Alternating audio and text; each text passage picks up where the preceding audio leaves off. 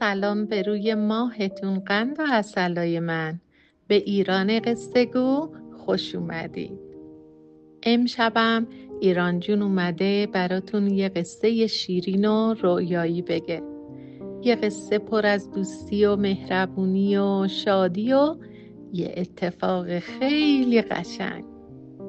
پس آروم کنار مامان و بابا دراز بکشین، چشماتون رو ببندین و به قصه ایران گوش بدید.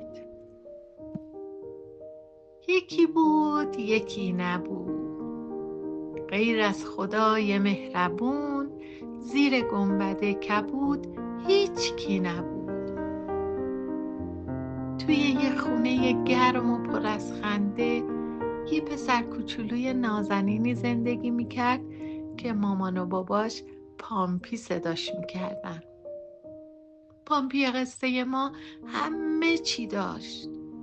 یه مامان مهربون، یه بابای خندون، کلی اسباب بازیای رنگی، یه دوچرخه قرمز برقی، بچه ها حتی یه قلعه شکلاتی. هر شب مامان و بابای پامپی براش قصه میگفتن. زندگی پامپی خیلی قشنگ بود تا اینکه یه روز یه اتفاقی افتاد. مامان پامپی اومد پیشش، لبخند زد و گفت پامپی جون، قراره یه نینی کوچولو بیاد خونمون. پامپی چشماشو گرد کرد و گفت یعنی چی مامان؟ یعنی یه بچه دیگه؟ شما میخوان غیر من یه بچه دیگه هم داشته باشی؟ مامانش لبخند زد و گفت آره عزیزم، خیلی زود یه داداش یا آبجی کوچولو برات میاریم. عزیزای دلم، بالاخره اون روز رسید. نینی کوچولوی قصه ما به دنیا اومد. یه دختر کوچولوی زیبای خندون. همه خیلی خوشحال بودن. همه سرگرم نینی بودن، اما پامپی قصه ما خیلی دلش گرفته بود. میدونین چرا؟ وقتی نینی گریه میکرد مامان پامپی بغلش میکرد. وقتی نینی شیر میخورد بابای پامپی براش لالایی میخوند. پامپی پیش خودش گفت پس من چی؟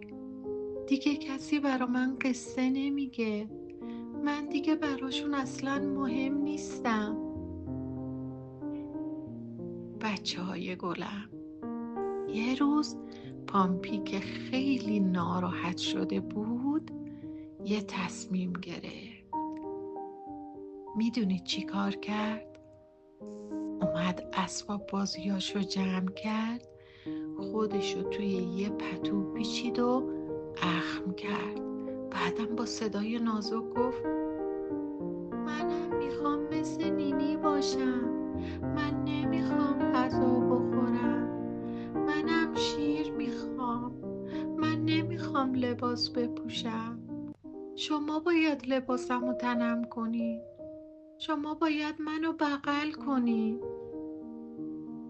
مامان پامپی اومد کنار پامپی نشست و با لبخند گفت پسر نازم، تو همیشه قهرمان خونه مایی. آبجیت هنوز خیلی کوچیکه، نمیتونه غذا بخوره، نمیتونه راه بره، نمیتونه حرف بزنه یا بازی کنه. اما تو میتونی.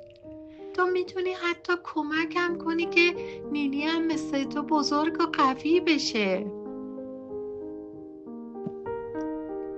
اون روز گذشت. شب که شد مامان خیلی خسته بود و خوابیده بود. بابای پامپی هم خوابش برده بود. اما نینی داشت گریه میکرد. پامپی که بیدار شده بود یواش یواش رفت کنار گهواره نینی و به نینی گفت سس کوچولو، نترس، داداشت اینجاست. میخوای برات قصه قلعه شکلاتی رو بگم؟ بعدم پامپی با صدای آروم شروع کرد به قصه گفتن. یکی بود، یکی نبود، یه قلعه شکلاتی بود و تا آخر. به وسطای قصه که رسید، نینی با چشمای گرد نگاش کرد. کم کم لبخند زد و آروم خوابش برد. قند و عسلای من، از اون شب به بعد پامپی دیگه حسودی نمی کرد، چون فهمید مامان و باباش هنوزم عاشقشن. پامپی فهمید که عشق مامان و باباش کم نشده، اما دلشون بزرگتر شده که برای آبجی کوچولوشم جا داشته باشن. پامپی حالا دیگه فقط پسر مامان و باباش نبود، بلکه داداش بزرگ و قهرمان خونه‌شون شده بود. خوشگلای من، وقتی یه خواهر و برادر کوچولو به دنیا میاد، عشق مامان و باباتون به شماها کم نمیشه. اونا دلشون بزرگتر میشه که برای همه‌تون جا داشته باشه. شما هم میتونین با قصه گفتن و کمک کردن به مامانتون مهربونترین داداش یا آبجی دنیا بشین. اگه از قصه امشب ایران خوشتون اومد، لایک کنید و کانال ایران قصه گو رو سابسکرایب کنید. شبتون پر از ستاره و آرزوهای قشنگ.